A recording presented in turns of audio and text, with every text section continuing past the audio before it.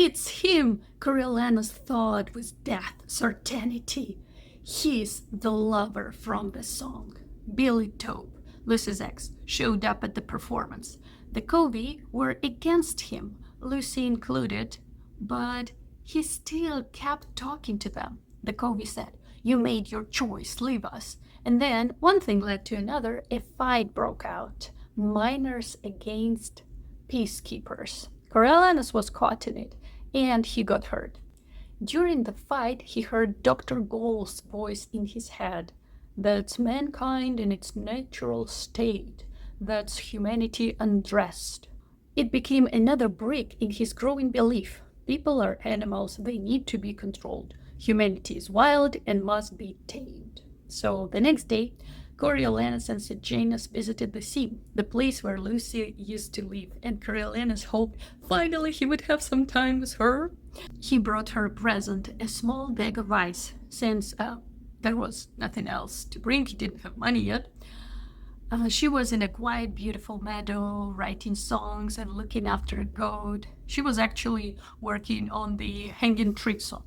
When she saw him, she said, "You found me," and his heart raced seeing her, and he thought, "Oh, what did she mean? Where did I find her? In District 12? In Panem? In the world itself? Never mind." They had a deep conversation, lovey-dovey. But during this conversation, they confessed all their crimes, and she told her story from the arena. And he told her about Bobbin and about the lab, about Clementia and the snakes and the handkerchief he dropped. She said, "I saved you from the fire and you saved me from the snakes. So we are responsible for each other's lives now." And when he got back with her from the meadow, he noticed that Janus was there talking to Billy Tope, who was still around. Also, there was something drawn on the ground, and when they came closer, Billy quickly erased it, brushing the dirt with his hand. But even then, Coriolanus recognized the image. It was a map of the base. So on his way back to the base, he started questioning Sejanus. "Why were you having a deep discussion with him over a map of the base?" It turned out the rebels wanted to check on Lil. But who's Lil? Flashback! A few days earlier, the guys had their first peacekeeper assignment. A rebel had tried to shut down the mines. He was caught and sentenced to be hanged. Coriolanus and Sejanus were ordered to attend and stand at attention. During the execution, Coriolanus was shaken to the core, so it traumatized him again. He was so scared, he couldn't watch, he was terrified. Remember my idea that he was already feeling vulnerable and unprotected inside? So here, that fear only deepened under pressure. He kept thinking that people from District 12 might attack the peacekeepers. He felt sweat running down his ribs. His mind raced. Would they expect us to shoot if the crowd attacked? So for a moment, he was sure they would. But no one moved. No one attacked. So people were just watching that thing, terrible thing happening in front of them. Then the mockingjays began to mimic the man's death cry, and it haunted Coriolanus for days, the death cry. And he began to hate those birds and even write up a proposal to eliminate those birds around the gallows, and it was actually approved. Coriolanus thought about how quickly everything had changed. Just weeks ago, he was a schoolboy, and now he wore a uniform, carried a weapon, and had the status of a man. And actually, that's crazy. For real, everything that happened, it took only weeks, but it shifted his life completely. After the hanging, he also mentioned to Sejanus that the people in the districts looked terrible, like some of them had already given up. He'd been broke most of his life, but he thinks Snows had always worked hard to maintain a sense of decency. So he said to Sejanus, "We pour so much money into the districts. How come these people look so bad?" Sejanus replied something like, "You know, Corio, we pour money into our industries, not into the districts themselves. People are on their own." End of flashback. Rebels wanted to check on Lil, who was a sister of a person who was hanged that day. So she was arrested, and she was kept at the base, and rebels wanted to check on her. That's why Billy Tope started to talk to Sejanus about it. They needed information, and Sejanus could provide it. So back in present, the conversation was not over yet. Coriolanus said, so will you help them? You've already shared information about the base. Now you're a rebel informant. I thought you were done with the whole rebel thing. So he was genuinely like pissed. So James replied, oh, I can't. It's a part of who I am. You said I could help people in the districts, and I agreed to leave the arena. Coriolanus was like, yeah, that's what I said. But, well, so Coriolanus replied, I said you could fight for humane conditions for the tributes. Billy Tope erased that map because he knows exactly what he's asking for. He's making you a collaborator. You're not thinking, Sejanus. So earlier, Coriolanus had already noticed how hard it was for Sejanus to be a peacekeeper, a soldier, because, well, obviously, they weren't really bringing peace. They were enforcing Panem's authority. So Sejanus said he had actually planned to become a medic. And they kept arguing. Coriolanus said, they lost the war they started. They took the risk. This is the price they pay. Coriolanus also found himself slipping into the role of Sejanus' father. That's so funny. Coriolanus was like, I feel that now I act like Sejanus' father. I'm caught in endless discussions over where Sejanus' loyalties lay. But he said, look, things will get better, but not like this. Sejanus asked, do you think I've committed treason? Here we see he still trusts Coriolanus, right? And Coriolanus replied, not quite yet. The thing was, he didn't believe Sejanus would ever really change, because he didn't want to. He'd always wanted to help the people of the districts. A new sense of threat began to rise inside Coriolanus, because now they were adults, and that meant there would be real consequences. It's not an academy anymore. So, on impulse, he opened Sejanus' locker, and he found a stash of money hidden inside. He thought Sejanus has no money like all of them, so later on he asked Sejanus, like, oh, Sejanus, by the way, do you have any money? But Sejanus said, oh, I don't have any money, same as every other peacekeeper. And until that moment, the one thing Coriolanus had always believed about Sejanus was that he never lied. And now, he'd look him straight in the eye and lied. A new sense of threat was rising inside Coriolanus. Again, he's so vulnerable inside. He wouldn't admit it, but he is, so all of that starts to shake him. After that, Coriolanus decided to send a message to Dr. Gall. He decided to write to her. They hadn't spoken since the day he was expelled, and he tried to see her before leaving for peacekeeper training, but he wasn't allowed into the lab, as if she was offended. So he decided to write a short piece on chaos, control, and contract. He didn't ask for anything in this letter. He just wanted to, test the waters. Later, the Citadel wanted their base to trap 100 jabberjays and mockingjays and return them to the lab. A team arrived from the capital. Coriolanus was afraid Dr. Gall would be there, but it was another lady, Dr. K. And these birds were genetically engineered. They recorded conversations. There was a remote. You click record, and they fell silent and record what's around them. The recording begins. Then you can save it or delete it, do whatever you want. So these birds had been created by the capital to spy on the rebels. But the rebels figured it out, so the birds never really worked. Not for the capital. Then a new species appeared, mockingjays. They had emerged from the mating of those genetically engineered birds with free birds. They replicated melodies. So Coriolanus was tasked with trapping them for Dr. K, and he spoke with her from time to time. When Dr. K explained the origin of the new species, Coriolanus couldn't stop himself. He blurted out, "We should kill them all!" Until then, he had been trying to act like a good boy, but he couldn't stop himself in time. So Dr. K said, "What?" And Coriolanus explained, they're unnatural. From that moment, he felt a deep hate for birds. So he already hated birds that were mimicking what, like the last cries at the gallows, and now these ones, they're unnatural for him. Later, he had a conversation with Lucy, and their differences in worldviews became clear. She valued freedom, while he believed freedom should always be under the control of a higher power, otherwise chaos would follow. So they started talking about birds, and then it led to this thing.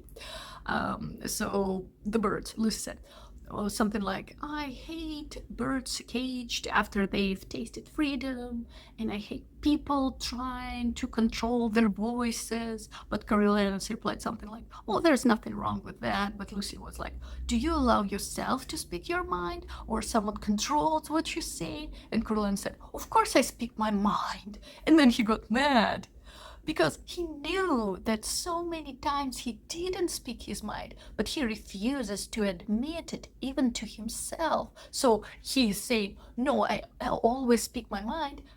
Deep inside he knows, but he doesn't let it into conscious, so it's kind of staying in subconscious. So he refuses to admit it, even to himself, that he lacked the freedom to act according to his own beliefs. This dichotomy made him angry. As they say, we often hate in others what we cannot allow ourselves. So he was not free, and he hated those who tried to be. Lucy said, well, now you're mad. And they had a small argument over the birds, over freedom, over the ability to speak one's mind. And that night, the Covey had a performance at the club, and they sang a song about Lucy Gray. Turned out they have songs about all the Covey members, and one song was about Lucy Gray. And it told the story of a girl who lived with her parents, who sent her out into a snowy night, and she disappeared. So it's like a ghost story song. Coriolanus, still mad, found it ridiculous. He thought, like, that's nonsense. He didn't even know what positive thing to say about it. He didn't want to hurt the singer, a little girl from the Covey, but at the same time he thought the song was silly and stupid. During the performance, Sejanus disappeared from the club. They were in the club together. So Coriolanus felt already threatened by Sejanus's actions and how they could affect him. Now he was mad. He thought, do I have to watch him like a babysitter? He slipped away to plot with a rebel. So he was like, oh my God, someone's ruining my life. So the next day, the Covey went for a swim with Coriolanus and Sejanus. And Coriolanus actually liked it. It was so peaceful in the woods. It was so nice. So he thought, oh, maybe that's what my life could be now. It's actually nice. And then he continued the earlier conversation with Lucy about freedom and control, and this was the turning point. Up until now, he had his ideas, but he never expressed them out loud. It was the first time he began forming his thoughts out loud. He said, well, I'm not sure why we have Hunger Games, but I feel that, people forget the word too quickly. The capital is trying to keep things under control. Otherwise, there would be chaos. Lucy asked, do you think that would happen if no one controlled us? You think we'd fight each other like animals? Yeah? And Coriolanus was like, I do. Unless there is law and someone enforcing it, we might be like animals. The capital is the only thing keeping everyone safe. Without it, we would have destroyed ourselves by now. Lucy said, oh, so I should be grateful. They keep me safe. The capital saves me every day. And what do I give up for that? Freedom to travel, to sing, to do what I want. And then she added, people have lived a long time without the capital, and it was okay. So here we can see how Coriolanus had changed under all the pressure in the recent traumatizing events, such as committing a murder, seeing his friend's life being put in danger, believing that his life is over, and so on.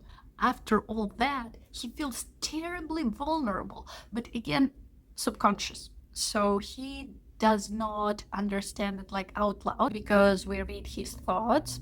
But since no one has his back, he's terrified at his core. But deep inside, he sees only one way to stay safe: control, rules, enforcement, the authority of the capital. So he has adopted this idea, and it has taken root in him. Without control, there would be chaos. Control is necessary to keep everyone safe.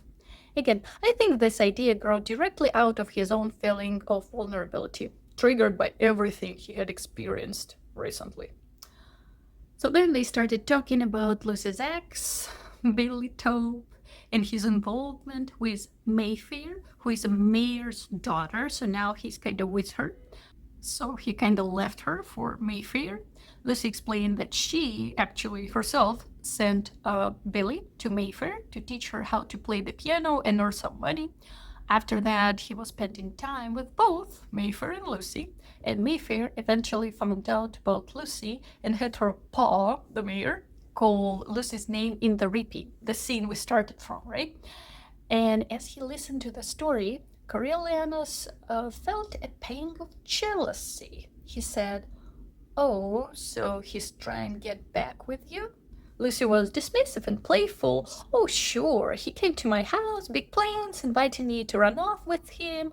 But Coriolanus felt jealousy. Jealousy tightened his throat, and he grew suspicious, like, oh, that Billy guy, he's still around her. So he also noticed that Sejanus's money was running low. Interesting how he noticed it, but he noticed. He realized that in conspiring with the rebels, Sejanus was probably paying for something for them. He had to find out what Sejanus was involved. Logic failed him, so then he tried a different approach: intimacy. One day they were walking down the street, so he placed a hand on Sejanus' shoulder and said, "You know, Sejanus, I'm your friend. More than a friend. We're like brothers." And Sejanus, "Oh, thank you, Corio."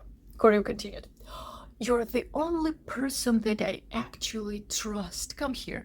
And Coriolanus pulled him into an embrace. "Just promise me you won't do anything stupid, okay?" Sejanus nodded in assent, but Coriolanus knew the likelihood of keeping that promise was almost nil. And then, a few days later, Sejanus approached Coriolanus while he was caging the last of the birds, and he said, "Please, hear me out." Coriolanus knew it was the confession. He also knew, once he heard it, he would be as good as a rebel himself. He should have panicked, run, or tried to shut Sejanus up, but he did none of those things. Instead, his hands acted on their own, like the time he had dropped the handkerchief into the snake's tank. He moved before he even realized he was deciding to act. He pressed record on the remote, and the Jabberjay fell silent. Why did he do it? I believe that deep down, he was terrified. He felt that if anyone would find out about this information, they would see him as a collaborator, someone helping the rebels. And in a world where hanging was normal punishment, that meant real danger. But why couldn't he fight that fear, you may say? So I think at first he didn't even realize he had it. As the story says, it was as if the body acted on its own. I believe there is a split inside Coriolanus. Coriolanus acts before he consciously decides. His hand acted on their own. You know, that's symbolic of his divided nature. Well, I believe so. One part is cold, rational, calculating survival, and second part is emotional, fearful, still clinging to a sense of morality or guilt. So the split becomes almost like two personalities. The survivor, calculating, detached, sees betrayal as necessary, and the human, feeling guilt, grief, confusion, but powerless to act differently. So almost without thinking, he began to record everything Sejanus said. And Sejanus said